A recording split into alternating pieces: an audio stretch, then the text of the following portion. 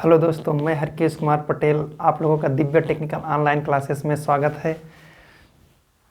है। मैं दोस्तों आप लोगों के लिए लेकर के आया हूं quick revision of electrical power generation, जो कि यह इस चैप्टर से आप लोगों को कोई भी इलेक्ट्रिकल जेई का एग्ज़ाम देंगे, जैसे आर्मिनल यूपी आर्मिनल JE, UP PCL JE, UP LMRC JE and PGICL JE और आरआरबी जे। इस जो हमारा इलेक्ट्रिकल पावर जनरेशन का जो चैप्टर है, इस चैप्टर से आप को कम से कम 8 से 9 क्वेश्चन देखने को मिलेंगे। और जैसे अभी यूपी पीसीएल टीजी2 और यूपी आर्मिनल टीजी2 का एग्ज़ाम होने वाला है, इस मतलब एग्ज़ाम में भी आपको करीब 8 से 10 क्वेश्चन मिलेंगे। मैं दोस्तों आप लोगों के लिए इसका एक मैं क्विक रिवीजन लेकर के आया हूं, जो आपको इलेक्ट्रिकल पावर जनरेशन का इस इलेक्ट्रिकल पावर जनरेशन चैप्टर के अंतर्गत जो हमारे टॉपिक हैं, उस टॉपिक से जितने भी टॉपिक का आंसर क्वेश्चन बनता है, उस क्वेश्चन को हम उस टॉपिक से जो क्वेश्चन बनता है उस टॉपिक का हम डिस्कशन करेंगे। जैसे कि दोस्तों हम लोग इलेक्ट्रिकल पावर जनरेशन हम जिस चीज़ से हम लोग जनरेशन करते हैं उसके बारे में हम लोग डिस्कशन करते हैं। जैसे कि हम लोग जानते हैं इलेक्ट्रिकल पावर का जो जनरेशन करते हैं, वहाँ पर हम लोग 2 प्रकार की एनर्जी का यूज करते हैं। एक होता है कन्वेंशनल टाइप एनर्जी, एक दूसरा होता है non conventional type energy. Conventional type energy वह होती है जो हमारे बहुत पुराने दिनों से जो हमारी एनर्जी रहती है, जैसे हमारा कोल हो गया, डीजल हो गया, ये सब हमारी कन्वेंशनल टाइप एनर्जी में जो होती है मास को हम कन्वर्ट करते हैं। मतलब वो एक मास के फॉर्म में रहता है, उस मास को हम अदर फॉर्म में कन्वर्ट कर देते हैं। जैसे हमारे कोल होता है, कोल के द्वारा हम स्टीम पावर प्लांट, और जो हमारी कन्वेंशनल एनर्जी होती है वह हमारी मतलब एंडिंग प्रोसेस, मतलब ये सीमित मात्रा में है, एक ख़त्म हो जाएगी। और जो हमारी नॉन कन्वेंशनल एनर्जी सोर्स है, यह तो हमारे देश में मतलब बहुत अधिक मात्रा में उपलब्ध है। जैसे हमारा सूर्य हो गया, इसकी एनर्जी कभी ख़त्म नहीं होगी। बायोमास हो गया, विंड एनर्जी कभी खत्म नहीं, टाइडल एनर्जी जो हमारी समुद्र में जो एनर्जी प्राप्त होती है, जियोथर्मल पावर प्लांट, ये हमारे जैसे पृथ्वी हो गई, पृथ्वी के अंदर जैसे हम लोग पढ़ते हैं मैग्मा चट्टानें होती हैं, यहाँ पर जैसे पृथ्वी का कोर है, वहाँ पर एक हमारा अधिक टेम्परेचर होता है। मैग्मा जो चट्टानें होती हैं वहाँ पर हमारा टेम्परेचर बहुत अधिक रहता है। वहाँ से हम लोग बाहर से जल देते हैं और अंदर वो वाटर हीटअप होता है, जिसके कारण हमारा भाप बाहर आती है। उस भाप का हम हॉट वाटर के रूप में भी यूज कर लेते हैं और स्टीम बना करके स्टीम थर्मल पावर और जियोथर्मल पावर प्लांट में यूज कर लेते हैं। दोस्तों हम लोग जैसे कि इलेक्ट्रिकल पावर जनरेशन का जो हम जनरेशन करते हैं वो 2 तरीके से करते हैं, 2 प्रकार की एनर्जी से करते हैं। एक होता है हमारा कन्वेंशनल एनर्जी, दूसरा होता है non conventional energy. Conventional energy हमारा आता है स्टीम थर्मल पावर प्लांट, फिर डीजल पावर प्लांट, फिर gas power plant, nuclear power plant और मैग्नेटो हाइड्रोडायनेमिक पावर प्लांट। और नॉन कन्वेंशनल एनर्जी हमारी आती है सोलर एनर्जी और बायोमास हाइड्रो पावर प्लांट। 3 प्रकार के होते हैं, एक होता है माइक्रो, फिर मिनी, फिर होता है बल्क, फिर एक होता है पंप स्टोरेज पावर प्लांट, फिर एक विंड एनर्जी, फिर टाइडल, फिर geothermal power plant, fuel cell. जैसे कि हम लोग दोस्तों इस सब एनर्जी का यूज करके हम लोग इलेक्ट्रिकल पावर का जनरेशन करते हैं। हम लोग दोस्तों अब डिस्कशन करेंगे पहला टॉपिक हम लोग यहाँ पर डिस्कशन करेंगे स्टीम पावर प्लांट से कैसे हम इलेक्ट्रिकल एनर्जी का जनरेशन करते हैं। चलिए साथियों दोस्तों हम लोग देखते हैं, जैसे कि जो स्टीम थर्मल पावर प्लांट होता है उसका हम लोग लेआउट डायग्राम को समझते हैं। इसमें हम लोग कोल जो होता है उसको हम एक मिल में पल्वराइज करते हैं। फिर देखिए इसका जो लेआउट है, हम लोग जैसे कोल किसी माइन से हम लोग कोल को लाते हैं, फिर उसको कोल को हैंडलिंग करते हैं, फिर उस कोल को जो हैंडलिंग कोल रहता है उसको हम पल्वराइज करते हैं। उसको मतलब एक हम कोल मिल में उसको हम पिसाई कर देते हैं। फिर ये जो हमारा कोल होता है इसको हम बॉयलर में, एक एयर का प्रेशर होता है उसके द्वारा हम बॉयलर में उसको हम लेके जाते हैं। फिर जब बॉयलर में एक जो पल्वराइज कोल होता है, जब ये बर्न होता है तो हमारा जो बॉयलर में वाटर होता है वो हीटअप होता है और वह हीटअप वाटर हमारा स्टीम में कन्वर्ट हो जाता है। फिर ये स्टीम जो होती है, यह स्टीम हमारी वेट स्टीम होती है। जो वेट स्टीम होती है मतलब उसमें मेरे कुछ जलवाष्प रहते हैं, उस वेट स्टीम को हम लोग सुपर हीटर में ले जाते हैं।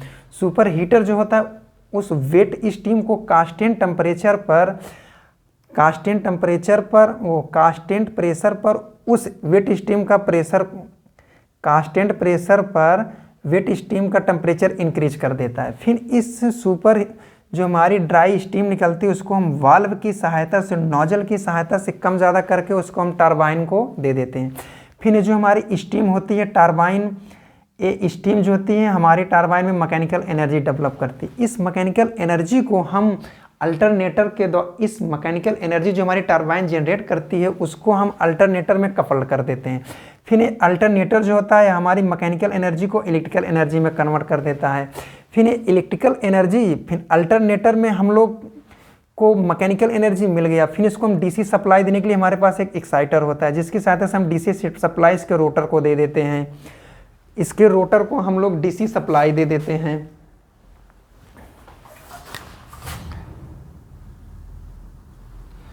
इसके रोटर को डीसी सप्लाई दे देते हैं। हमारा अल्टरनेटर फैराडे के लॉ से हमारा ईएमएफ जनरेट कर देता है। इस ईएमएफ जो हमारा 11 केवी का रहता है इसको हम ट्रांसफार्मर की सहायता से स्टेप अप कर लेते हैं। फिर आइसोलेटर के द्वारा हम बसमार दे करके इसकी सप्लाई हम कर देते हैं। अब देखिए दोस्तों, जैसे कि हम लोग एक प्रोसेस जान के स्टीम थर्मल पावर प्लांट में हमारे कैसे इलेक्ट्रिकल एनर्जी का जनरेशन करते हैं। फिर देखिए अब जब हमारी बॉयलर होती है, बॉयलर में जब हमारा कोल को बर्न होता है तो वहाँ से हमारी फ्लू गैस निकलती है। वो हमारी फ्लू गैस निकलती है उस फ्लू गैस को हम सुपर हीटर में दे देते हैं। सुपर हीटर जो वेट स्टीम होता है उसको हीटअप कर देता है। फिर ये फ्लू गैस जाती है हमारा इकोनोमाइजर में। इकोनोमाइजर में जो हमारा फीड वाटर आता है उसको हम हीटअप करते हैं। फिर ये फीड वाटर जो होता है हमारा बॉयलर में चला जाता है। फिर इधर फ्लू गैस को हम एयर फ्री हीटर। अब देखिए, जैसे कि हम लोग कोल को जब बर्न करते हैं बॉयलर में हम लोग एक प्रेशर को जनरेट करते हैं ताकि हमारा जो कोल होता है वो कोल जो होता है एक प्रेशर के मतलब एक प्रेशर या झोंका के रूप में बॉयलर में जाए और ऊपर से बॉयलर मतलब नीचे से पूरा ऊपर तक उस कोल का जो बर्न होता है ऊपर से नीचे दहन करता रहे। इसलिए हम लोग यहाँ पर एक FD फैन लगाते हैं। FD fan, force draft fan जो होता है हमारी यहाँ एक्सटर्नल एयर, ये हमारी एक्सटर्नल एयर को लेती है, वो हमारी एयर कोल्ड रहती है। इस एयर को हम एयर फ्री हीटर के द्वारा हीटअप करते हैं।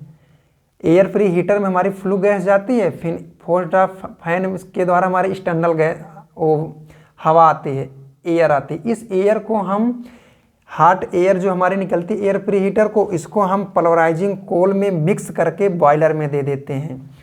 हम लोग इसलिए पल्वराइजिंग कोल को एक हॉट एयर देते हैं ताकि जो पल्वराइजिंग कोल में जो हमारा मॉइस्चर होता है वह मॉइस्चर हमारा खत्म हो जाए और कोल का बर्न एक बेटर तरीके से हो जाए। अब देखिए दोस्तों, जो हमारा ये देखिए फ्लू गैस हमारा गई सुपर हीटर में, सुपर हीटर से हमारा फ्लू गैस गया इकोनोमाइजर में, फिर ये फ्लू गैस हमारा गया एयर फ्री हीटर में। फिर एयर फ्री हीटर के बाद जो हमारी फ्लू गैस जा रही है वो ESP में जाती है। ESP को बोलते हैं इलेक्ट्रोस्टैटिक प्रेसिपिटेटर। इलेक्ट्रोस्टैटिक जो प्रेसिपिटेटर होता है यह हमारा एयर फ्री हीटर और ID फैन के बीच में लगा होता है। इलेक्ट्रोस्टैटिक प्रेसिपिटेटर का वर्क यह होता है कि जैसे देखिए, जब हमारा फ्लू गैस होता है, जो हमारा पल्वराइजिंग कोल होता है वह बर्न होता है। फिर पल्वराइजिंग कोल एक पाउडर के फॉर्म रहता है। फ्लू गैस की सहायता से वह हमारा कोल इंड्यूस्ड जो ड्राफ्ट फैन होता है वो हमारी फ्लू गैस को सक करता है। क्योंकि देखिए, जब हमारा फोर्स ड्राफ्ट जो फैन होता है यह हमारा बॉयलर में हवा को दे रहा है, लेकिन इस हवा को हमको बाहर भी निकालना है तो हम लोग यहाँ पर लगाते हैं इंड्यूस्ड ड्राफ्ट फैन। तो इंड्यूस्ड ड्राफ्ट फैन जो होते हैं हमारे फ्लू गैस को सक करता है। तो फ्लू गैस में डस्ट पार्टिकल होते हैं कोल के। एक कोल का जो पार्टिकल होता है इलेक्ट्रोस्टैटिक प्रेसिपिटेटर है, जो इलेक्ट्रोस्टैटिक प्रेसिपिटेटर है या डस्ट पार्टिकल को हमारा अलग करता है, तो मतलब अलग कर देता है। और जो हमारी एक जो फ्रेश हॉट एयर होती है वह हमारी चली जाती है चिमनी के सहायता इन्वायरमेंट में चली जाती है। अगर हम लोग फ्लू गैस को अगर इलेक्ट्रोस्टैटिक प्रेसिपिटेटर नहीं लगाएंगे तो हमारे वायुमंडल में ये फ्लू गैस का जो अयस्क पार्टिकल होता है वो जाएगा, जैसे हमारा वायुमंडल प्रदूषित होगा। इसलिए हम लोग इलेक्ट्रोस्टैटिक प्रेसिपिटेटर लगाते हैं जो हमारा डस्ट पार्टिकल को सेपरेट कर देता है फ्लू गैस से। अब देखिए दोस्तों, हमारी जो स्टीम जो होती है हम टरबाइन को दे दिए वेट स्टीम। फिर वेट स्टीम हमारी मैकेनिकल एनर्जी टरबाइन में प्रोड्यूस करके ये हमारी चली जाती है, ये एग्जॉस्ट स्टीम निकल जाती है। फिर इस एग्जॉस्ट स्टीम को हम कंडेंसर में लेकर के आते हैं। कंडेंसर का कार्य यह होता है स्टीम को जल में कन्वर्ट करना। तो कंडेंसर में हमारा एग्जॉस्ट स्टीम आ गई, फिर यह कंडेंसर इसको वो स्टीम को वाटर में कन्वर्ट कर देती है। फिर ये जो हमारी देखिए कंडेंसर हो गया, कंडेंसर में स्टीम आई, फिर ये हीटअप रहता है वाटर, फिर इसको हम कूलिंग टावर के प्रोसेस से सर्कुलेटिंग पंप जो होता है हमारी कूलिंग टावर से वाटर को कंडेंसर में कंटिन्यू फ्लो बना के रखता है। और हमारी कुछ एक्सटर्नल वाटर को हम रिवर से लेते रहते हैं और एक फ्लो कंटिन्यू बना के रखते हैं कूलिंग टावर से कंडेंसर के बीच में। हमारी जो हमारी एग्जॉस्ट स्टीम है वो कोल्ड होती है। फिर कंडेंसर में जो कि हमारा एग्जॉस्ट स्टीम हीटअप रहती है, तो कंडेंसर से हमारी एक कंडेंसेट एक्सट्रैक्शन पंप लगाते हैं। जो हमारी स्टीम में जो भाप बनती है कुछ उसको जो भाप हमारी हीटअप रहती है उसको हमारी बाहर एक्सटर्नल कर देती है। अब देखिए ये वाटर हमको कम रहता है, तो फिर हम रिवर से एक्सटर्नल वाटर को उठाते हैं, वाटर ट्रीटमेंट प्लांट में ले जाते हैं। क्योंकि वाटर को हम लोग इसलिए ट्रीटमेंट करते हैं क्योंकि वाटर को हम लोग वाटर का हम लोग ट्रीटमेंट प्लांट में इसलिए लेके जाते हैं क्योंकि अगर हमारा वाटर हार्ड रहेगा तो उससे हमारी भाप कम बन पाए, इसलिए उसको हम वाटर ट्रीटमेंट प्लांट से गुजारते हैं। फिर ये वाटर जो होता है हमारा फीड वाटर पंप होता है, फीड वाटर पंप से वाटर को हम लेके जाते हैं फीड वाटर हीटर में। फीड वाटर पंप जो होता है कोल्ड वाटर को फीड वाटर हीटर में ट्रांसफ़र करता है, पानी हीटअप होता है, फिर जाता है इकोनोमाइजर से फीड वाटर, फिर जाता है बॉयलर में। ये हमारा प्रोसेस रहता है वाटर का सर्कुलेशन। अब देखिए हमारा जब हमारी बॉयलर में जब बर्न होगी तो वो कोल हमारी एक ऐश निकलेगी, उस ऐश को हम ऐश हैंडलिंग प्लांट में ले जाते हैं। उस ऐश हैंडलिंग प्लांट में ले जाने के बाद इसको ऐश को हम स्टोरेज करते हैं, फिर इसको हम डिस्पोज कर देते हैं, वो हमारी चली जाती है जहाँ उसका हम स्टोरेज बनाते हैं। अब ये जो ऐश जो हमारा निकल रहा है थर्मल पावर प्लांट से, इसका यूज हम ब्रिक्स बनाने में कर लेते हैं और इसी के द्वारा हम सीमेंट इंडस्ट्री में सीमेंट बनाने में कर लेते हैं। अब देखिए दोस्तों हम लोग जो कि एक थर्मल पावर प्लांट का लेआउट का डायग्राम के बारे में समझ लिए हैं और इलेक्ट्रिकल पावर का जनरेशन किस किस सोर्स से की जाती है उसके बारे में पढ़ लिए हैं। अब दोस्तों हम जो स्टीम थर्मल पावर प्लांट के जो मेन पार्ट होते हैं उसके बारे में डिस्कस करते हैं।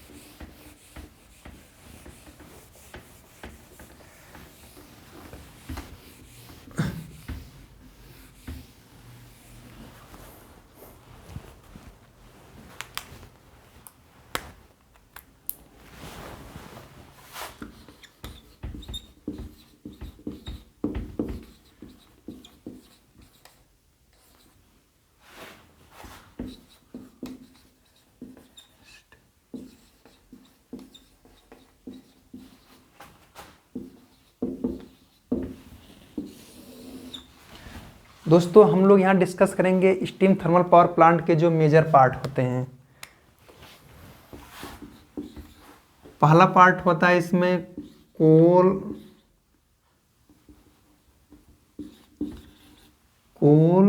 Storage and coal handling plant.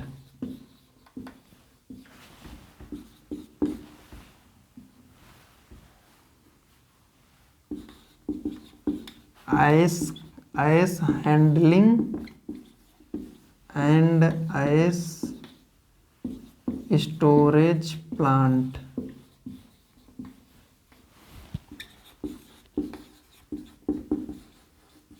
Boiler हो गया, फिर super heater,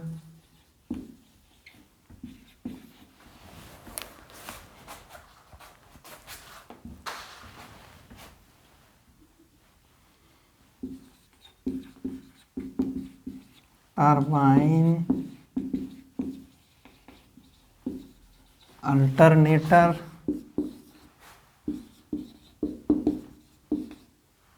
switchyard,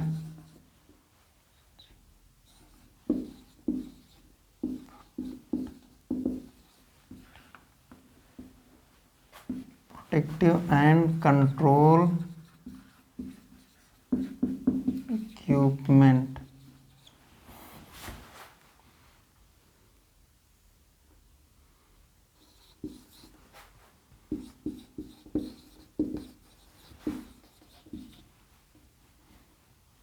cooling tower,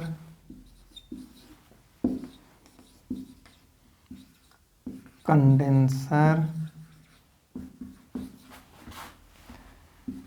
boiler feed water pump, circulating pump, circulating water pump,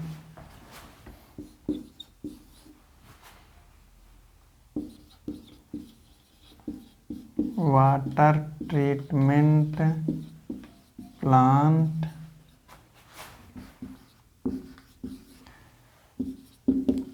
ID, FD, fan, ESP,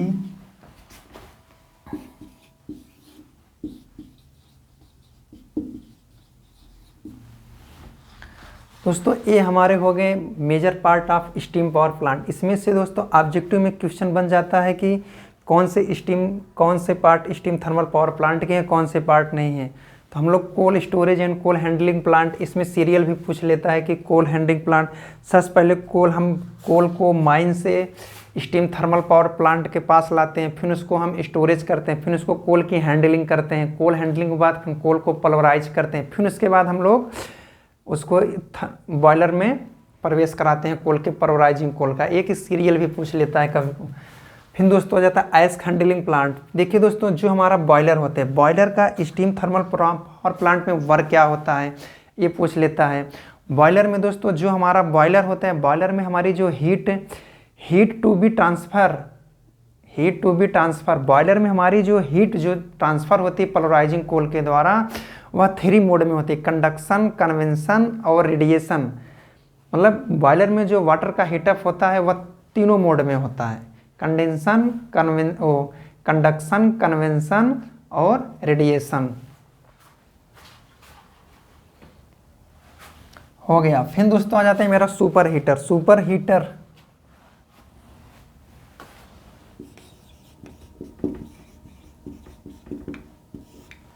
boiler में वाटर जो हीटअप होता है कंडक्शन, कन्वेंशन और रेडिएशन।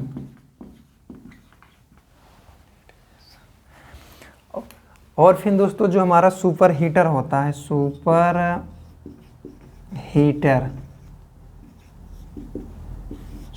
हीटर जो होता है एट कांस्टेंट प्रेशर पर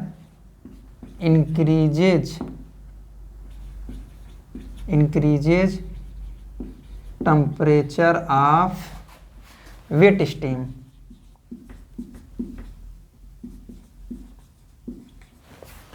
कांस्टेंट प्रेशर पर यह हमारी वेट स्टीम का टेम्परेचर को इंक्रीज कर देती है, हमारा ये सुपर हीटर होता है। फिर दोस्तों हम लोग आ जाते हैं टरबाइन जो होती है हमारी वेट स्टीम, जो हमारी ड्राई स्टीम जाती है उसके टरबाइन के द्वारा हम मैकेनिकल एनर्जी को जनरेट कर लेते हैं। फिर दोस्तों आ जाते हैं ये तो आप लोग जानते हैं दोस्तों। फिर आ जाते हैं कूलिंग टावर। कूलिंग टावर के द्वारा हम जो वाटर जो एग्जॉस्ट स्टीम निकलती है वो कंडेंसर में एग्जॉस्ट स्टीम जाती है, फिर वहाँ कंडेंसर में। तो कंडेंसर दोस्तों हमारा दो तरीके का होता है। कंडेंसर हमारा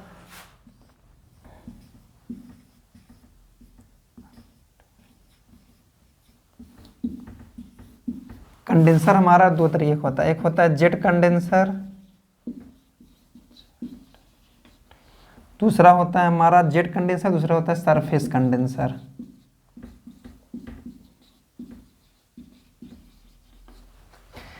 जेट कंडेंसर में दोस्तों जो होता है, जेट कंडेंसर में हमारा स्टीम एग्जॉस्ट, हमारी जो स्टीम आ रही है वह हमारा एग्जॉस्ट स्टीम डायरेक्टली हमारी वाटर में मिक्स होती है, तब जाके वह कोल्ड बनती है। लेकिन जो हमारा सरफेस कंडेंसर होता है, इसमें जो हमारा वाटर जो होता है वो एक ट्यूब में रहता है। ट्यूब मतलब एक पाइप में वाटर का फ्लो होता है, वाटर होता है, और एग्जॉस्ट स्टीम इस पाइप के एक्सटर्नल सरफेस से वह कूलिंग होती है। कंडेंसर। अब देखिए जो हमारा फीड वाटर पंप है, इसका काम होता है बॉयलर में वाटर को पहुंचाना। एक काम कर, बॉयलर फीड पंप जो होता है इकोनोमाइजर में वाटर को लेके जाता है, फिर वहां से वो प्रेस वाटर जो होता है हमारा बॉयलर में आता है, फिर बॉयलर से ये सर्कुलेशन डायरेक्ट बना के रखता है। मतलब हमारा जो पूरा कार्य जो होता है फीड वाटर पंप का, वह बॉयलर में वाटर के प्रेशर को वाटर को सर्कुलेट करता रहता है। इकोनोमाइजर बॉयलर फीड पंप से वाटर जाता है इकोनोमाइजर में, इकोनोमाइजर से फिर बॉयलर में आता है, बॉयलर से फिर फीड वाटर पंप आता है। मतलब ये इसका ये वर्क होता है। फिर आते हैं दोस्तों circulator water pump. Circulator water pump जो इसका कार्य होता है कंडेंसर हमारी जो कंडेंसर से कूलिंग टावर के बीच में जो हमारा वाटर का सर्कुलेशन होता है वह हमारा सर्कुलेटिंग वाटर पंप का कार्य करता है। वाटर ट्रीटमेंट प्लांट के द्वारा हम लोग वाटर को ट्रीटमेंट करते हैं। फिर आईडी और एफडी फैन के द्वारा हम लोग बॉयलर में एक प्रेशर क्रिएट करते हैं, जिसके द्वारा बेटर ऑफ कोल का बर्न हो सके और हमारे फ्लो गैस का एक प्रॉपर तरीके से फ्लो बन सके।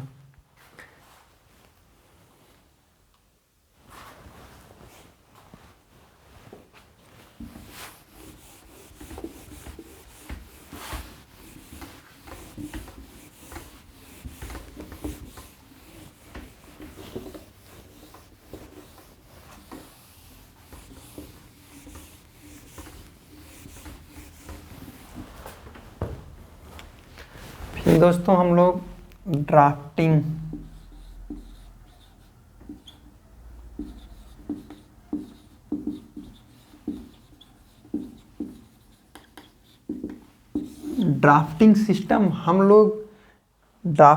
System boiler drafting system steam thermal power plant हम लोग दो तरीके से यूज करते हैं। पहला होता है हमारा natural drafting,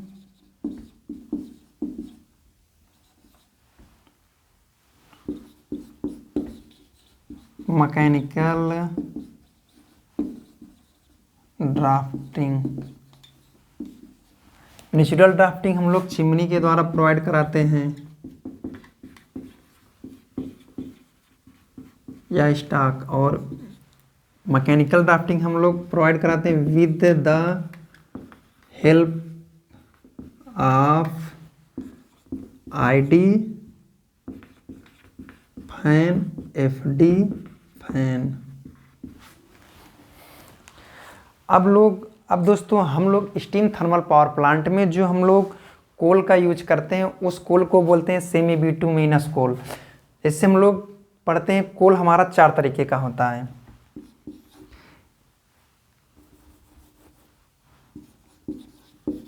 types of coal. एक होता है हमारा पीट कोल, दूसरा होता है लिग्नाइट,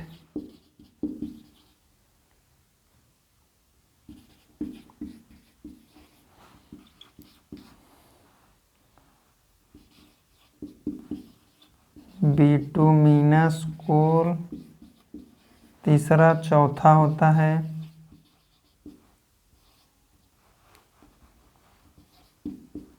सेमी बिटुमिनस कोल, पांचवा होता है हमारा एंथ्रासाइट, एंथ्रासाइट कोल।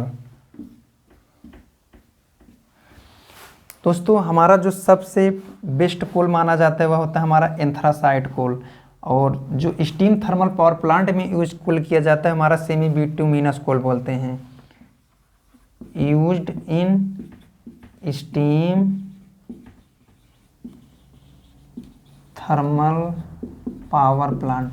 कोई भी कोल कितना बेटर है उसमें हम लोग उसकी कैलोरीफिक वैल्यू के हिसाब से डिसाइड करते हैं। जिस कोल की जितनी अधिक कैलोरीफिक वैल्यू होगी वह कोल उतना ही बेटर माना जाता है।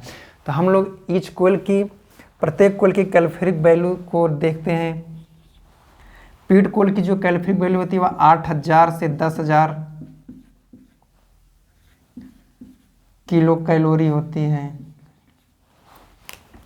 लिग्नाइट कोल की 20,000 किलो कैलोरी होता है। बिटुमिनस कोल की 25,000 किलो कैलोरी।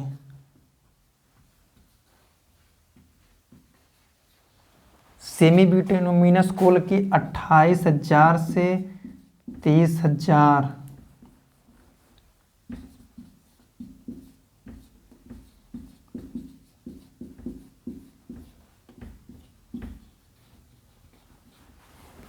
और एंथ्रासाइट कोल का 32,000 से 35,000 किलो कैलोरी के बीच में, किलो कैलोरी इसकी कैलोरीफिक वैल्यू होती है। दोस्तों जो हमारा स्टीम थर्मल पावर प्लांट में कोल यूज किया जाता है उसको बोलते हैं सेमी बिटुमिनस कोल। और दोस्तों हम लोग स्टीम थर्मल पावर प्लांट में कुछ बेसिक यूनिट का एनालिसिस करते हैं। जैसे हम लोग यूज करते हैं 1 किलोवाट आवर बराबर 3.6 मल्टीप्लिकेशन 10⁶ जूल, और 1 किलोवाट आवर बराबर 860 किलो कैलोरी, और 1 कैलोरी बराबर 4.18 जूल।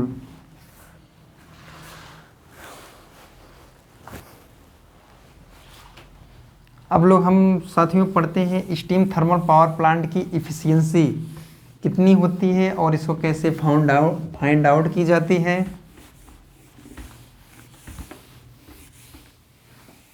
स्टीम पावर प्लांट में हम लोग 3 स्टेज में इफिशियंसी निकाल देखते हैं। फिर एक होता है हमारा इफिशियंसी थर्मल इफिशियंसी जो होती है heat equivalent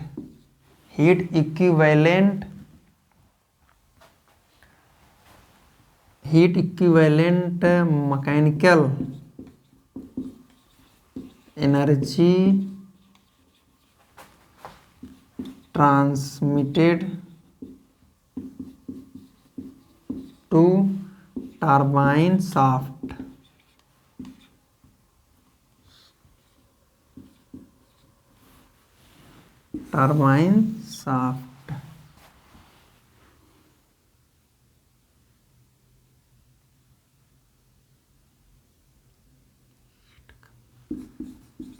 heat combustion of coal. और फिर दोस्तों हम लोग पढ़ते हैं इलेक्ट्रिकल इफिशियंसी। इलेक्ट्रिकल इफिशियंसी जो होती है heat equivalent of electrical energy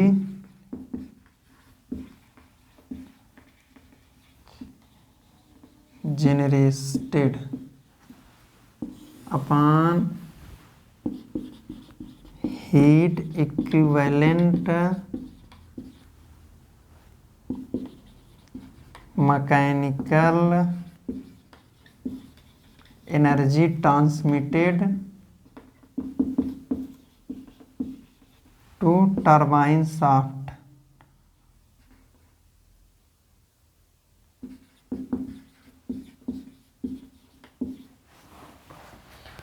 overall efficiency जो होती है थर्मल पावर प्लांट की, efficiency thermal multiplication of electrical efficiency.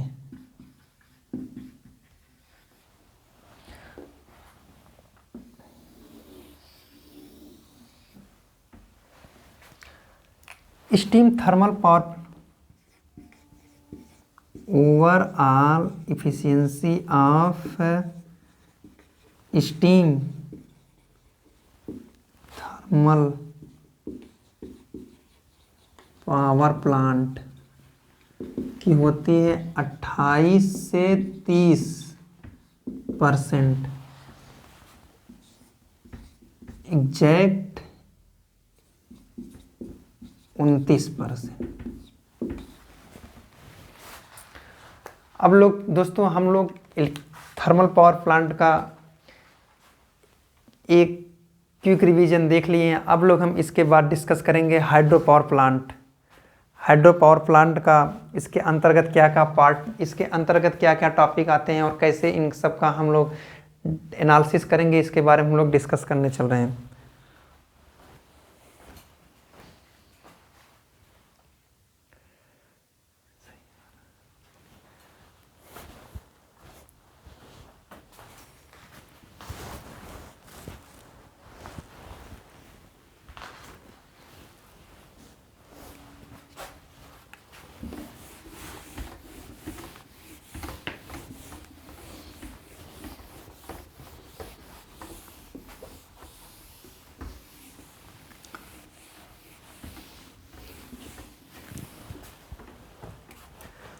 दोस्तों इस पूरे थर्मल पावर प्लांट में जो सबसे अधिक क्वेश्चन बनते हैं, थर्मल पावर प्लांट हो गया, थर्मल पावर प्लांट में जो इनके मेन पार्ट होते हैं उन सब टॉपिक से, इसलिए मैं कह रहा हूँ दोस्तों इसका रिवीजन आप लोग बढ़िया से बुक में और एक बार कर लीजिएगा। जो टॉपिक हैं कोई भी एग्जाम देने जाएंगे आपको यहाँ thermal power plant, hydro power plant इस सब्जेक्ट से जरूर आपको क्वेश्चन मिलेंगे, इसलिए इसका हम एक क्विक रिवीजन लेकर के आए दोस्तों। अब हम लोग डिस्कस करेंगे हाइड्रो पावर प्लांट।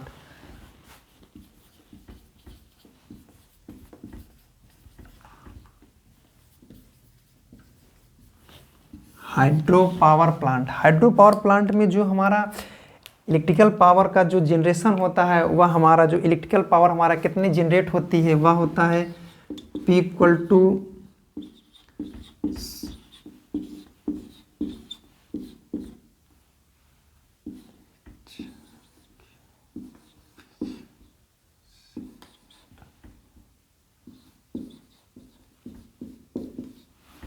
हमारा जो इलेक्ट्रिकल पावर जो हाइड्रो पावर प्लांट में जनरेट होता है वह हमारा होता है P इक्वल टू 735/7.75 HQ। इसमें वेयर जहाँ पर होता है H equal to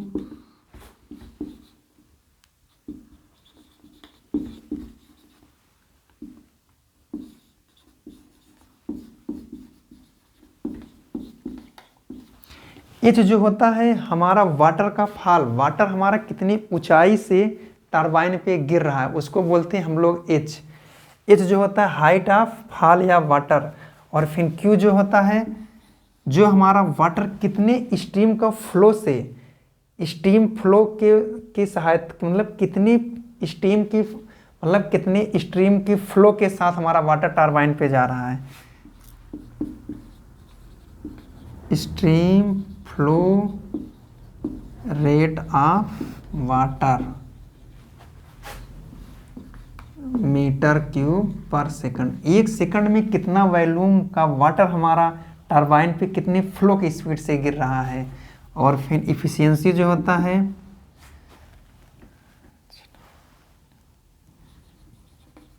generating efficiency of turbine को जनरेटिंग इफिशियंसी होती है ये टरबाइन की। और फिर W जो हो गया हमारा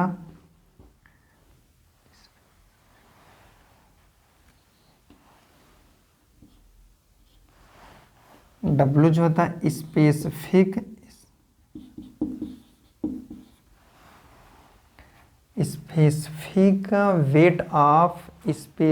weight of water.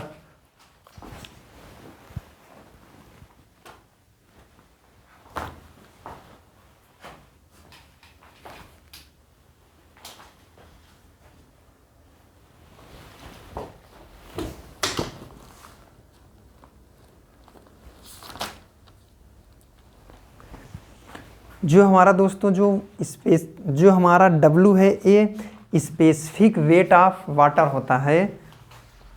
Specific weight of water ये हमारा लिया जाता है kg पर मीटर क्यूब। ये हमारा हाइड्रो पावर प्लांट में जो हमारी पावर जनरेट होती है वो इतना पावर जनरेट होती है। और एक हमारा फार्मूला वहाँ पे एक और फार्मूला हमारा इलेक्ट्रिकल पावर जनरेशन का बनता है। हाइड्रो पावर प्लांट में P इक्वल टू होता है HW इफिशियंसी टरबाइन की और वाटर फ्लो का रेट कितना है फिर गुणे 10 की पावर 3 9.81 किलोवाट। फिर दोस्तों हमारा एक दूसरा फार्मूला हाइड्रो पावर प्लांट में होता है N equal to NS equal to N root में P अपान H। वेयर जहां पर हमारा NS जो होता है स्पेसिफिक स्पीड ऑफ टरबाइन। ये हमारी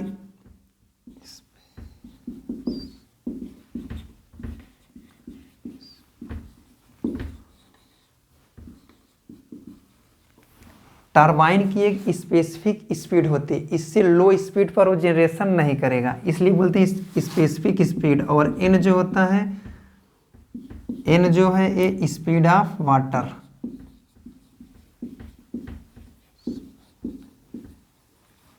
और P जो होता है दोस्तों ये टरबाइन की आउटपुट होती है आउटपुट पावर ऑफ टरबाइन। ये हमारी HP में ली जाती है। और H जो है H दोस्तों होता है हमारा टरबाइन पर कितने ऊंचाई से वाटर का गिर रहा है फॉल हो रहा है।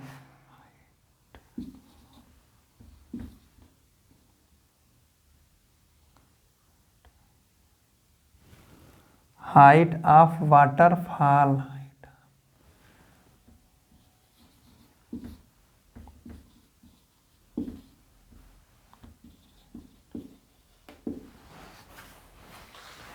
फिर दोस्तों हम लोग ये जो main formula hydro power plant में यूज होता है इसको हम लोग पढ़ लें। अब इसमें हम लोग पढ़ते हैं जो मेन पार्ट ऑफ होते हैं हाइड्रो पावर प्लांट के उसके बारे में एक बार डिस्कस करते हैं।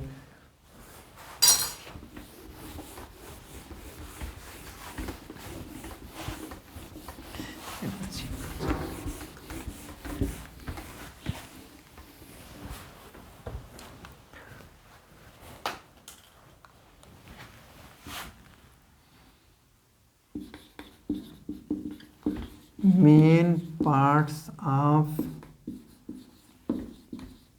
Hydro power plant. दोस्तों हाइड्रो पावर प्लांट में एक हमारा होता है रिजर्वायर,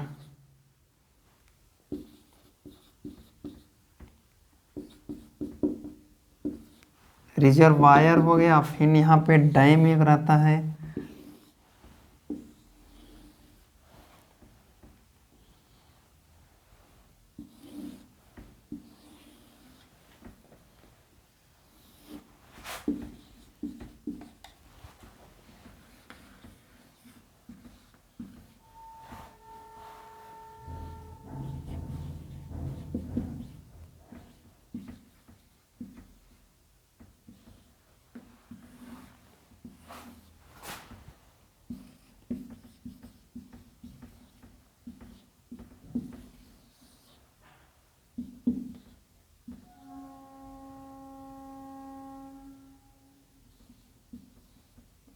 इनलेट वाल्व,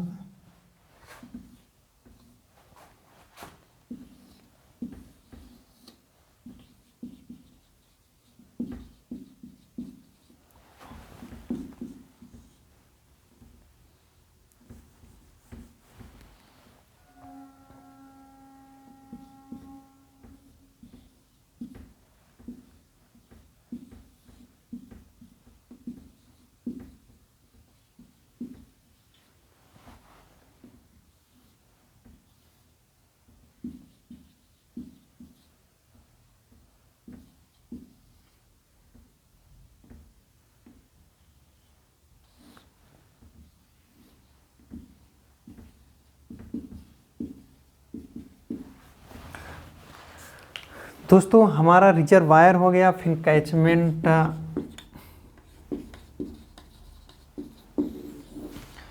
हमारा दोस्तों वाटर का फॉल। जैसे देखिए हमारा जो हाइड्रो पावर प्लांट होता है यह हमारा अधिकांशतः हिली एरिया में बनाया जाता है, जहाँ पर हमारा बरसात का पानी जो हमारा रेनफॉल होता है वह एक स्टोर हो सके। तो पहाड़ी इलाका में बनाया जाता है। तो पहाड़ी इलाका में हमारा वाटर कहीं भी से वाटर जो एक वाटर का बारिश का पानी या रिवर का पानी जहाँ पर एक हमारा एक स्टोरेज हो सके, जहाँ पर हम डैम बनाया जा सके। जितने स्थानों में हमारा पानी रहता है उसको बोलते हैं रिजर्वायर, और वह एरिया जहाँ से हमारा पानी उस रिजर्वायर में आता है उसे बोलते हैं कैचमेंट एरिया। फिर इसके बाद डैम होता है। डैम हमारा कंक्रीट का बना होता है। फिर कंक्रीट डैम से हम लोग पानी को टनल के माध्यम से लेकर के जाते हैं टरबाइन में, टरबाइन पावर हाउस में लेके जाते हैं। फिर ये पावर हाउस में हमारा जब पानी जाता है फिर इस वाटर को टरबाइन में हम फ्लो कराते हैं, जिसके द्वारा टरबाइन मैकेनिकल एनर्जी जनरेट करती है। फिर वो अल्टरनेटर में दे करके हम इलेक्ट्रिकल पावर का जनरेशन कर देते हैं। फिर एक्सटर्नल जो वाटर टरबाइन निकलता है वह ड्राफ्ट ट्यूब से होते हुए टेल रेस के द्वारा वह रिवर में चला जाता है दोस्तों। फिर ये दोस्तों देखते हैं हम लोग यहाँ पर जो टेल रेस होता है वह टेल रेस का काम होता है टरबाइन से वाटर को रिवर में प्रवाहित करना, उसे बोलते हैं टेल रेस। फिर एक यहाँ पर हम लोग टॉपिक पढ़ और एक इसका डायग्राम बनता है।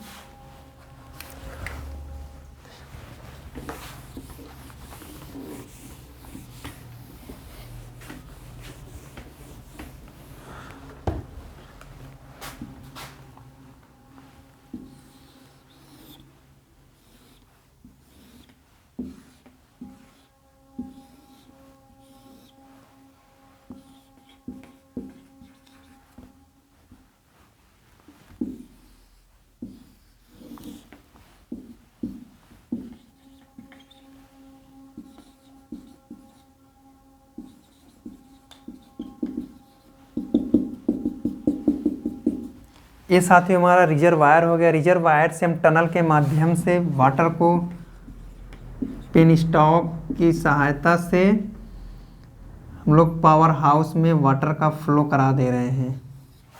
फिर ये वाटर हमारा यहाँ से निकलता है टेल रेस, टेल रेस की सहायता से ये वाटर हमारा रिवर में चला जा रहा है। तो दोस्तों हम लोग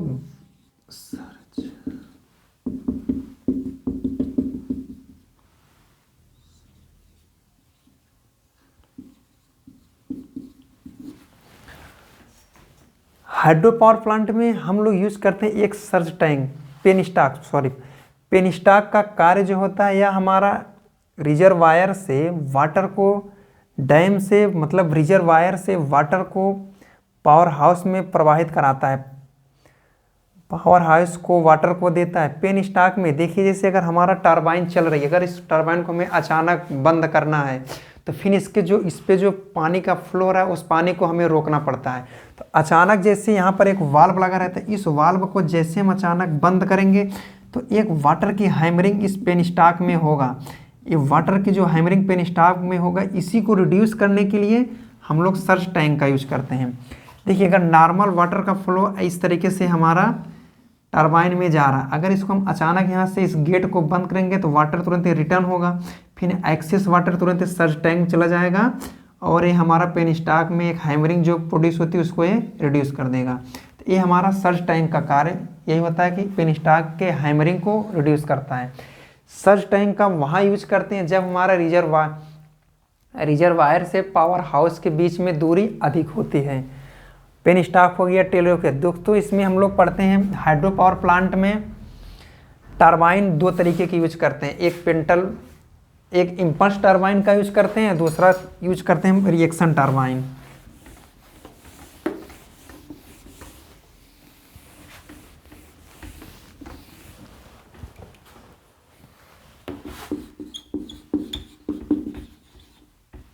टरबाइन जो यूज करते हैं हाइड्रो पावर प्लांट में, एक करते हैं इम्पल्स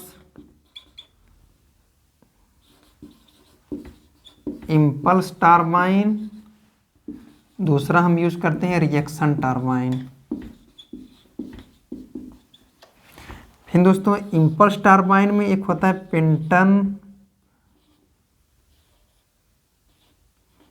पेंटल व्हील टरबाइन,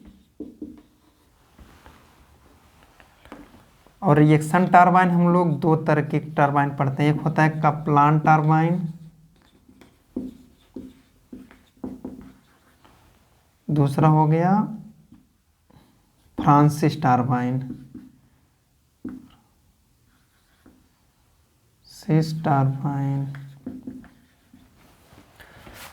जो हमारा दोस्तों जो पेंटल विंड टरबाइन होती है, यह हमारा हाई हेड लो क्वांटिटी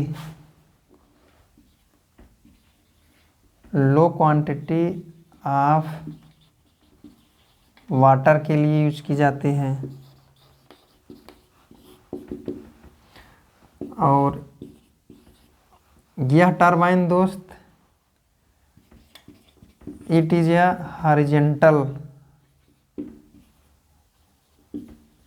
हॉरिजॉन्टल एक्सिस अलाइनमेंट रहती है।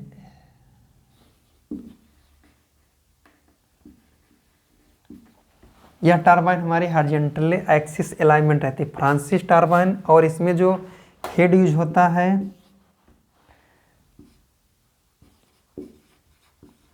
हेड जो रहेगा 100 मीटर से एबव। कपलन टरबाइन का यूज करते हैं, head of water below 30 metre,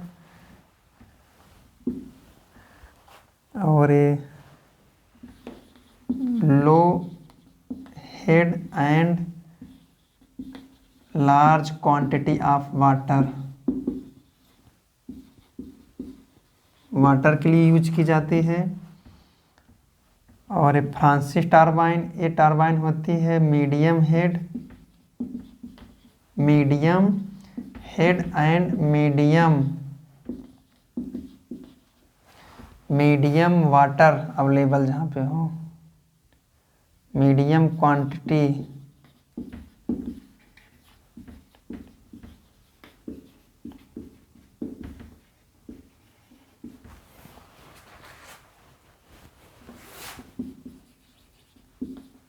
head of water between 30 से 100 मीटर।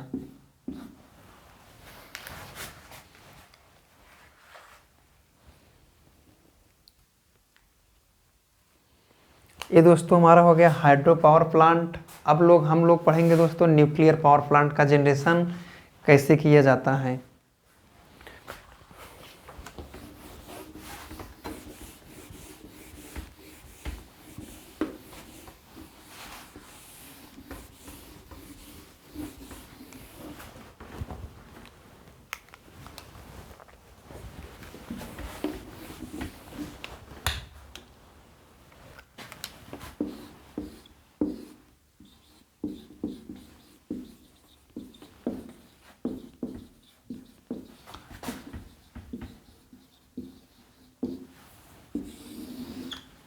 दोस्तों न्यूक्लियर पावर प्लांट में जो होता है हमारा एटॉमिक जो परमाणु होता है उसको हम न्यूक्लियर रिएक्टर में उसका हम नाभिकीय विखंडन कराते हैं। फिर नाभिकीय कोई भी यूरेनियम पदार्थ का जब हम नाभिकीय विखंडन कराते हैं तो वह हमारा हाई टेम्परेचर जनरेट करता है। उस हाई टेम्परेचर का यूज हम वाटर को हीटअप करते हैं, जो हमारा वाटर स्टीम को जनरेट कर देता है। इस स्टीम को हम लोग टरबाइन में लेके जाते हैं, फिर उस मैकेनिकल एनर्जी जनरेट करके इलेक्ट्रिकल पावर का जनरेशन करते हैं। यही प्रोसेस हमारा होता है न्यूक्लियर पावर जनरेशन में। न्यूक्लियर पावर प्लांट में जब हम इलेक्ट्रिकल एनर्जी का यूज जिस तरीके से हम इलेक्ट्रिकल एनर्जी का जनरेशन करते हैं उसका हम लोग ब्लॉक डायग्राम देखते हैं दोस्तों।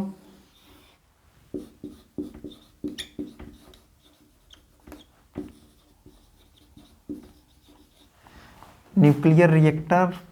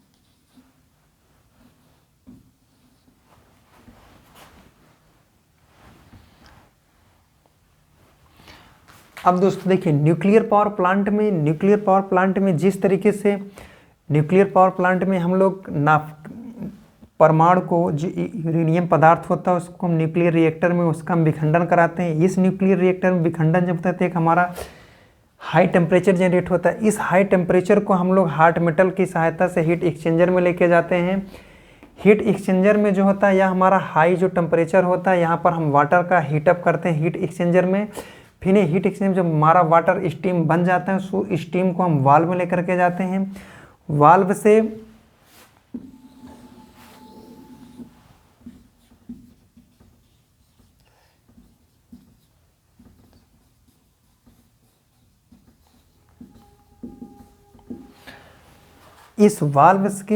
इस स्टीम को हम लोग वाल्व की सहायता से स्टीम टरबाइन में लेके जाते हैं। स्टीम टरबाइन से हमारा मैकेनिकल एनर्जी जनरेट होती है। उस मैकेनिकल एनर्जी को हम अल्टरनेटर की सहायता से हम इलेक्ट्रिकल पावर का जनरेशन करते हैं। दोस्तों अब देखिए जो हमारे टरबाइन से एग्जॉस्ट स्टीम हो रही है उसको हम कंडेंसर में लेके आते हैं। इस सेम कूलिंग प्रोसेस हमारा थर्मल पावर प्लांट जैसा होता है न्यूक्लियर पावर प्लांट में भी। दोस्तों इसके बारे में हम लोग ऑलरेडी पढ़ चुके हैं। अब देखिए हमारा ये जो न्यूक्लियर पावर प्लांट में जो न्यूक्लियर रिएक्टर होता है उसमें हमको 3 चीज़ें वहाँ पर मिलता है। वहाँ पर 3 चीज़ें रहती हैं। एक हमारा आता है मॉडरेटर, जिसको हम लोग बोलते हैं मंदक। दूसरा होता है हमारा कंट्रोल रॉड।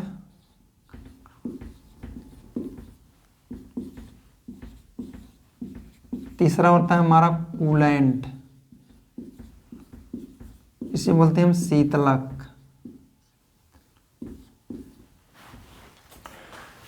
कूलेंट का कार्य यह होता है हमारा, कूलेंट जो होता है दोस्तों कूलेंट जो होता है हमारा जो फ्यूल एलिमेंट जहाँ से हमारा हीट जहाँ से हमारी जनरेट होती है, उस एलिमेंट से हीट को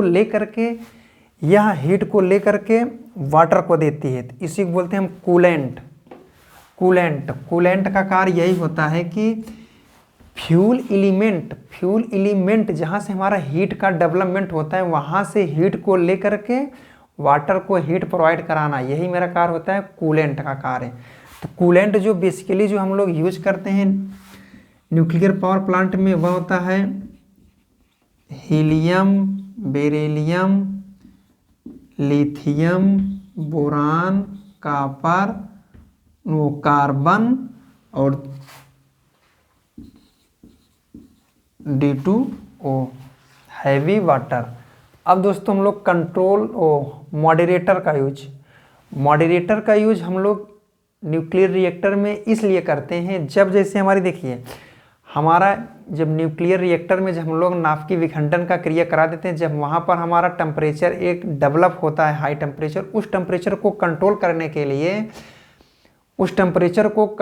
करने के लिए हम लोग वहाँ पे कंट्रोल रॉड का यूज करते हैं। बट जो ये मॉडरेटर होता है, जब हम लोग यूरेनियम पदार्थ का जब विखंडन कराते हैं तो वहाँ पर हमारे फास्ट न्यूट्रॉन जनरेट होते हैं।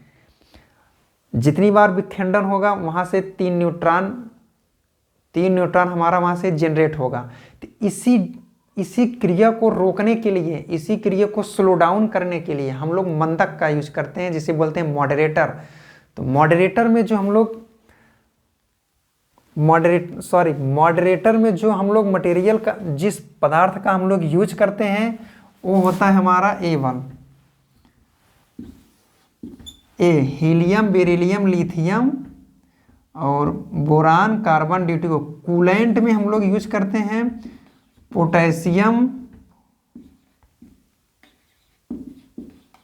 पोटेशियम, सोडियम और CO2 डिस्टिल वाटर। हम लोग कूलेंट के फॉर्म में पोटेशियम का यूज करते हैं, सोडियम का और कार्बन डाइऑक्साइड का और डिस्टिल वाटर का, भारी जल का यूज करते हैं, हैवी वाटर बोलते हैं उसको। फिर मॉडरेटर के रूप में helium, beryllium, lithium, boron, carbon, distil heavy water. Control rod के रूप में हम लोग यूज करते हैं कैडमियम की रॉड और बोरान की रॉड। यह हमारा टेम्परेचर जो जनरेट होता है उसके रेट को कम कर देता है। अब लोग देखिए, हम लोग दोस्तों यूरेनियम जो पदार्थ जो हमारे न्यूक्लियर पावर प्लांट में जो हमारे पदार्थ है यूज किए जाते हैं यूरेनियम में, वो रेडियो एक्टिव पदार्थ होते हैं, उनको हम लोग एक स्थान पे कैनिंग करके रखना पड़ता है। तो वो जो कैनिंग मटेरियल जो यूज किया जाता है थर्मल पावर प्लांट में,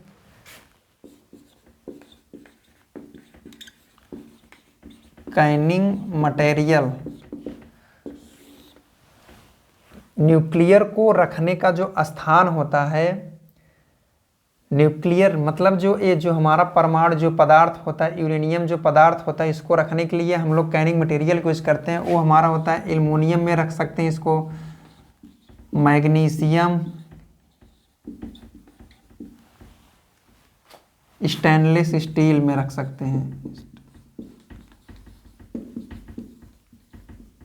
स्टील में भर करके हम इसको रखते हैं। अब हम लोग पढ़ेंगे मास। एक हम लोग फार्मूला, इसमें जो न्यूक्लियर थर्मल पावर प्लांट में हम लोग फार्मूला पढ़ते हैं, वो यूज किया जाता है E बराबर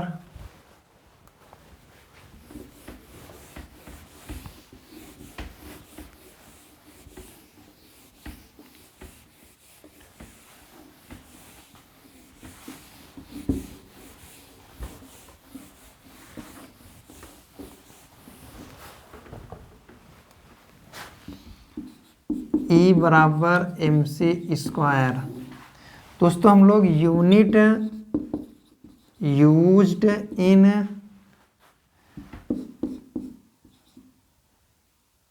nuclear energy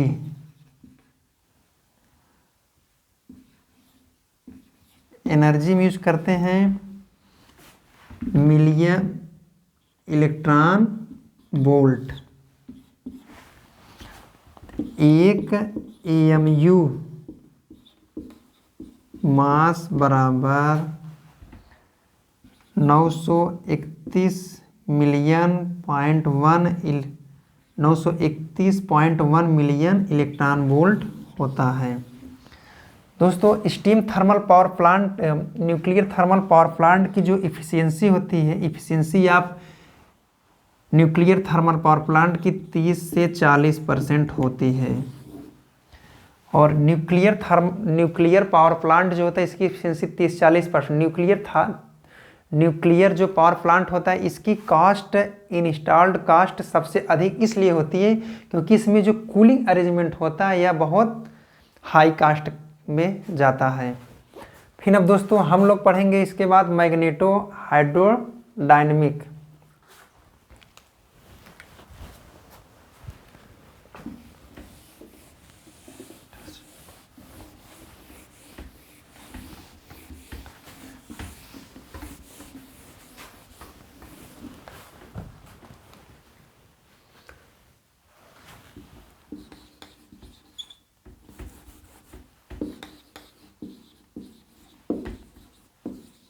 magneto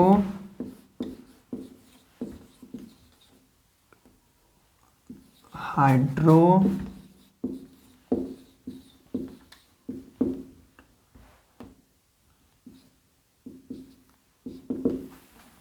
magneto hydrodynamic MHD।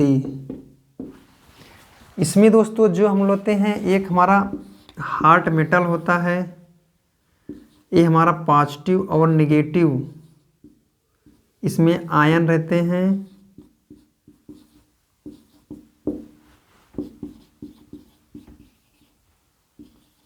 Heart conductor जिसे प्लाज्मा बोलते हैं। फिर यहाँ पे हमारे 2 परमानेंट मैग्नेट लगे रहते हैं, एक नॉर्थ हो गया दूसरा साउथ हो गया। फिर इसी में एक 90 डिग्री पर ही, इस पोल के 90 डिग्री पर हमारा इलेक्ट्रोड की प्लेटें रहती हैं, पॉजिटिव प्लेट,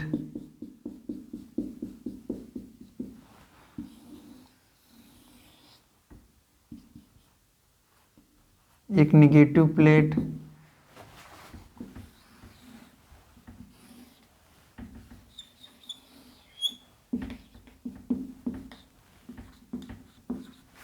दोस्तों ये जो हमारा हार्ट कंडक्टर जो प्लाज्मा है इसको हम एक वेलोसिटी से इस हम मैग्नेटिक फील्ड में जब हम लोग प्रवाहित करते हैं तो जब हम एक वेलोसिटी की सहायता से इस हार्ट कंडक्टर को इसमें जब हम मैग्नेटिक फील्ड में प्रवाहित करते हैं तो ये हार्ट कंडक्टर से जो हमारे आयन होते हैं ये इलेक्ट्रोड पे जाकर के चिपक जाते हैं। इलेक्ट्रोड पे चिपक जाते हैं दोनों तरफ से। यहाँ पर एक हमारा इलेक्ट्रोस्टैटिक जो फील्ड मिल जाता है जिसके कारण ये करंट हमारी फ्लो करती है सर्किट में। इस करंट को हम लोग ये हमारा लोड रहता है और हम इससे मतलब इलेक्ट्रिकल पावर का जनरेशन कर लेते हैं। ये जो हमारी पावर जनरेट हो रही है P = V²/4I। और मैग्नेटो हाइड्रो जो पावर प्लांट होता है दोस्तों यह वर्क करता है F बराबर BQV, क्योंकि यहाँ पर हमारा देखिए मैग्नेटिक फील्ड एक है और एक वेलोसिटी है फिर एक हमारा चार्ज है, तीनों यहाँ पर मटेरियल रहते हैं जिसके कारण हमारा पर यहाँ पर एक हमको एक फोर्स मिलता है। इस फोर्स के कारण मतलब यहाँ पर फोर्स मिल गया हमारा, फिर मैग्नेटिक फील्ड मिल गया, फिर वेलोसिटी हो गया, एक हमारा यहाँ पे चार्ज डेवलपमेंट हो गया। और इसका जो बेस्ड प्रिंसिपल होता है इसको बोलते हैं लॉर्जेंट लॉ। मैग्नेटो जो डायनेमिक के द्वारा जो हम लोग इलेक्ट्रिकल पावर का जनरेशन करते हैं वह लॉर्जेंट लॉ के अकॉर्डिंग ये लॉर्जेंट लॉ इसमें यूज किया जाता है। और ये प्लाज्मा होता है, प्लाज्मा हमारा हार्ड कंडक्टर होता है जिसमें हमारा electron positive ion negative ion present रहते हैं।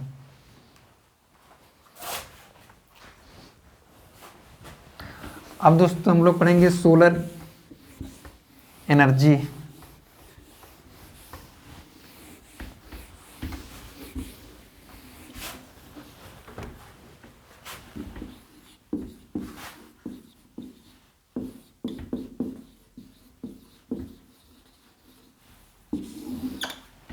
साथियों सोलर एनर्जी जो होती है हमारा सोलर एनर्जी जो होती है, जैसे हम लोग सोलर एनर्जी जब हमारी फोटोवोल्टाइक सेल पे जब हमारी सोलर एनर्जी जब पड़ती है तो फोटोवोल्टाइक सेल में हमारा इलेक्ट्रॉन जो होता है कंडक्शन बैंड से वैलेंस बैंड में आता है, जिसके कारण हमारी वहाँ पर एनर्जी इलेक्ट्रिकल एनर्जी जनरेट होती है। उस इलेक्ट्रिकल एनर्जी का यूज हम लोग इलेक्ट्रिकल पावर जनरेशन मतलब सोलर का फोटोवोल्टाइक सेल के द्वारा हम इलेक्ट्रिकल का पावर जनरेशन करते हैं। तो सोलर एनर्जी में जो हम लोग डायोड और फोटोवोल्टाइक सेल होता है,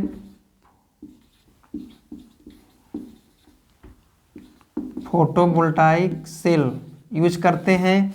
और यह सेल जो होता है यह हमारा सिलिकॉन का बना होता है। एक डायोड में जो वोल्टेज का जनरेशन होता है, फोटोवोल्टाइक सेल यूज करते हैं। फिर सिलिकॉन, ये जो हमारा फोटोवोल्टाइक सेल जो होता है हमारे डायोड का बना होता है, सिलिकॉन डायोड का बनाता है। एक सिलिकॉन डायोड जो हमारा वोल्टेज डेवलपमेंट करता है, डायोड बिल्डअप वोल्टेज 0.3 से 1 वोल्ट तक, 0.3 से 1 वोल्ट तक यह जनरेट करता है। जो करंट फ्लो करती है इसमें करंट का जो फ्लो होता है वह होता है current density photovoltaic cell silicon में जो होती है वह 30 से 40 मिली एम्पियर पर मीटर स्क्वायर। फिर दोस्तों हम लोग फोटोवोल्टाइक सेल में जो हम लोग यूज करते हैं, एक हम लोग पढ़ते हैं फिल फैक्टर। फिल फैक्टर जो होता है, फिल फैक्टर की जो वैल्यू होती है दोस्तों, फिल फैक्टर की वैल्यू जो होती है 0.75। सोलर एनर्जी के बारे में, और सोलर एनर्जी की जो मैक्सिमम इफिशियंसी ऑफ होती है solar power generation, efficiency of solar energy, efficiency of solar energy electrical जो जनरेटेड करती है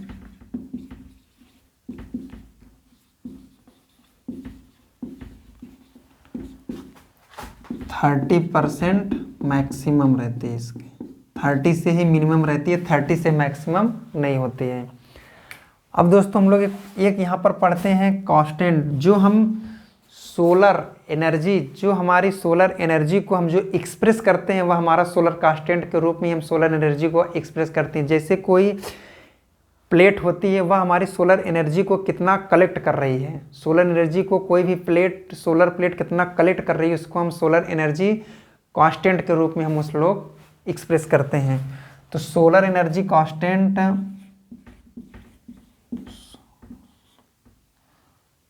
सोलर कांस्टेंट की जो वैल्यू होती है 1.353 किलोवाट पर मीटर स्क्वायर, इतनी हमारी वैल्यू होती है सोलर कांस्टेंट की। अब दोस्तों हम लोग पढ़ते हैं विंड एनर्जी। विंड के द्वारा हम कैसे में इलेक्ट्रिकल पावर का जनरेशन करते हैं।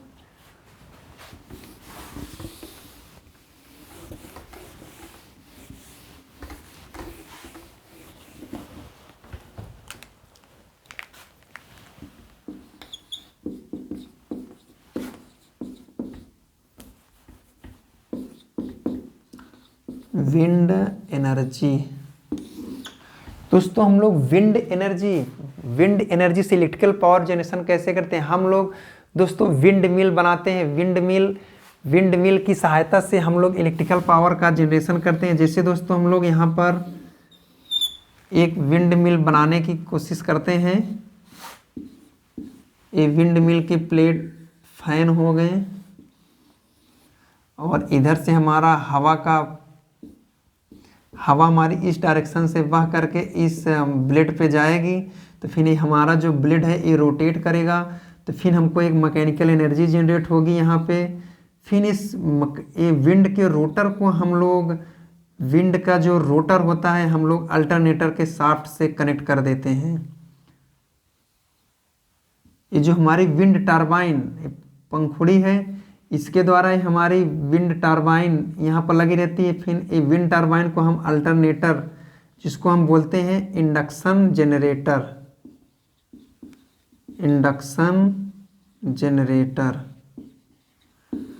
दोस्तों हम लोग विंड मिल में हम लोग विंड टरबाइन में हम लोग जो इलेक्ट्रिकल पावर का जनरेशन करते हैं, वहाँ पर हम लोग इंडक्शन जनरेटर का यूज करते हैं। इंडक्शन मोटर हमारी इंडक्शन जनरेटर के जैसा बिहेव करके वह हमारा इलेक्ट्रिकल पावर का जनरेशन करती है।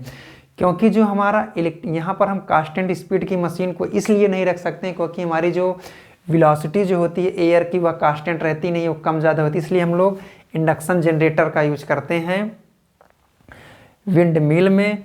अब ये हमारी जो यहाँ पर पावर जो जनरेट हो रही है उसका फार्मूला होता है P = 1/3 रो AV³ वाट। इतनी पावर हमारी विंड मिल में जनरेट होती है। वेयर, जहाँ पर रो इक्वल टू होता है डेंसिटी ऑफ एयर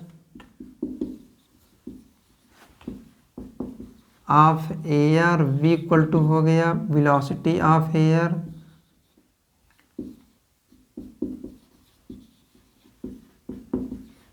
और A इक्वल टू हो गया क्रॉस सेक्शनल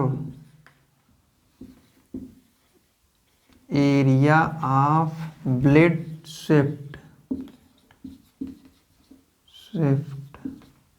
ब्लेड शिफ्ट मतलब ये जो हमारी ये जो हमारी ब्लेड है ये इतना एरिया को कवरेज करे, ये हमारा एरिया, इसी को बोलते हैं ब्लेड का शिफ्ट।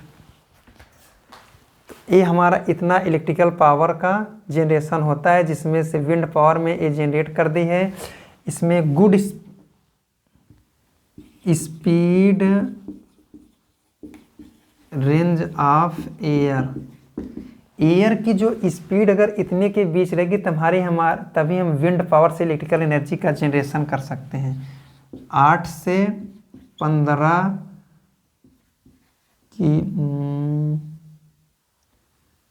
किलोमीटर पर सेकंड। एक जो हमारी गुड स्पीड मानी जाती है ऑफ एयर, वो स्पीड मानी जाती है 12 किलोमीटर पर सेकंड।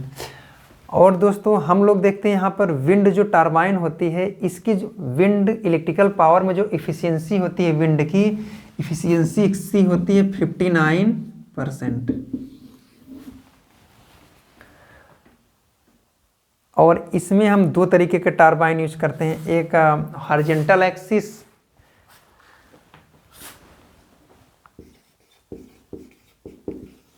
जो टरबाइन यूज करते हैं इसमें हम एक यूज करते हैं हॉरिजॉन्टल एक्सिस टरबाइन, दूसरा हम यूज करते हैं वर्टिकल एक्सिस।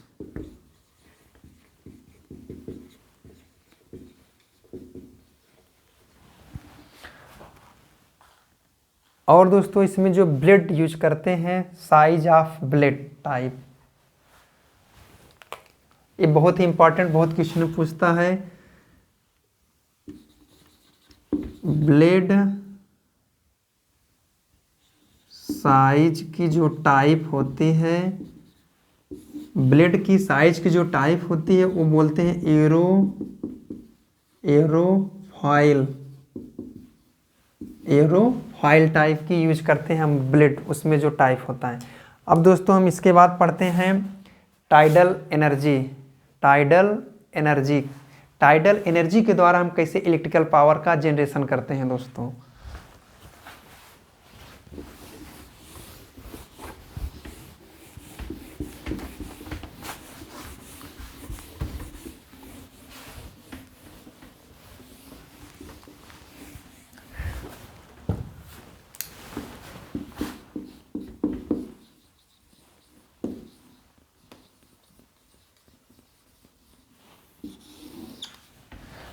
टाइडल एनर्जी देखिए दोस्तों, जैसे कि हम लोग समुद्र देखें,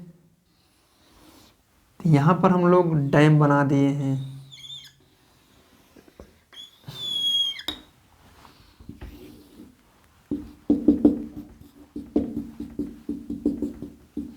समुद्र के किनारे पे हम लोग डैम बना देते हैं,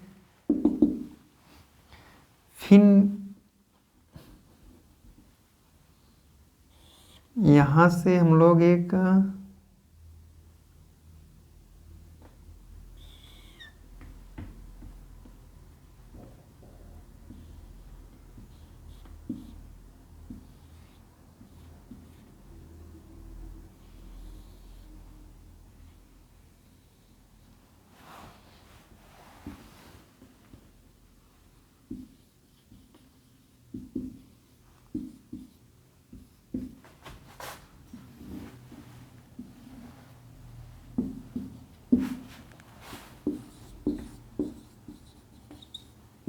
ओशन हो गया, इधर हम वाटर को डैम में इकट्ठा कर लें। देखिए दोस्तों, हम लोग टाइडल एनर्जी जब पढ़ते हैं, जब हमारे सूर्य, चंद्रमा और पृथ्वी के बीच में जब हमारा चंद्रग्रहण होता है, सार्वभौमिक शक्ति के कारण हमारा वाटर जो होता है, गुरुत्वाकर्षण शक्ति के कारण हमारा वाटर का फ्लो ऊपर होता है और इसमें एक लहर जैसी बनती है। वह लहर का वाटर हमारा इधर से इस तरह समुद्र से फ्लो करता है, एक टरबाइन की सहायता से इस तरफ जाके स्टोरेज हो जाता है। जब हमारी ये लहर जो उठती है, जो स्ट्रीम उठती है, फिर वो जो हमारी डाउन हो जाएगी, तो फिर एक बार वाटर इस तरफ से इधर गया, तब हमारा टरबाइन रोटेट करके मैकेनिकल एनर्जी जनरेट करेगी, तब जाके हमारा इलेक्ट्रिकल पावर का जनरेशन हो जाएगा। फिर जब वाटर हमारा इस तरफ से इधर जाएगा, तब जाके भी हमारा एक मैकेनिकल एनर्जी जनरेट होगी, जिसके कारण हमारा वाटर का वो इलेक्ट्रिकल का जनरेशन हो जाएगा। इस प्रकार दोस्तों हम लोग टाइडल एनर्जी से किस प्रकार इलेक्ट्रिकल पावर का जनरेशन करते हैं उसको जान चुके हैं। अब हम लोग दोस्तों पढ़ते हैं geothermal power plant. Geothermal power plant की सहायता से हम लोग इलेक्ट्रिकल पावर का जनरेशन कैसे करते हैं।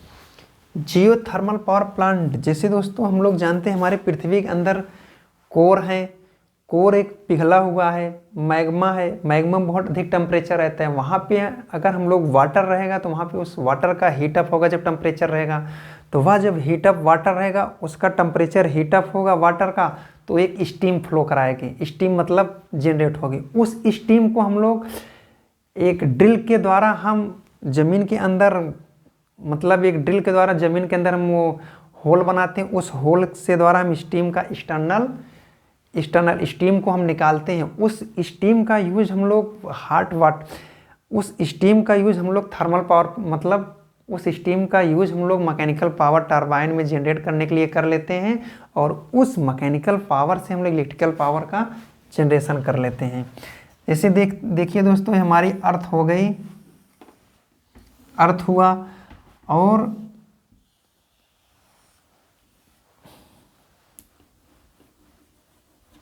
ये अर्थ हुआ, और इसके नीचे हमारी मैग्मा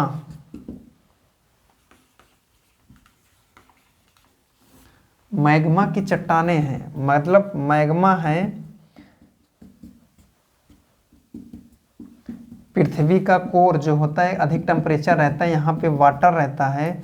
तो फिर ये हमारा जो हॉट वाटर है, हॉट वाटर का एक्सटर्नल होता है, बाहर आती है। फिर ये जो hot water oblique wet steam, hot water ये जो वेट स्टीम है, इस वेट स्टीम का हम यूज्ड हम लोग का टरबाइन में लेकर के जाके करते हैं। इस टरबाइन के द्वारा हम लोग इलेक्ट्रिकल पावर का जनरेशन करते हैं। फिर इधर हम लोग कोल्ड वाटर, इसमें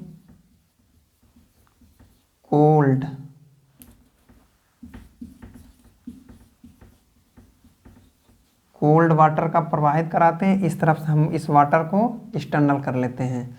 और ये जो हमारी वेट स्टीम निकली, इसी का हम लोग geothermal power plant steam turbine लगा करके इसका यूज कर लेते हैं। अब दोस्तों हम लोग पढ़ेंगे इसके आगे चल के कुछ इम्पॉर्टेंट टर्मिनोलॉजी जो हम यूज करते हैं इलेक्ट्रिकल पावर जनरेशन में। जैसे हम उस टॉपिक को डिस्कशन करेंगे,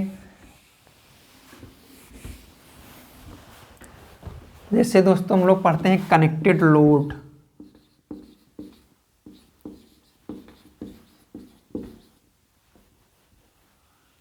connected load maximum demand factor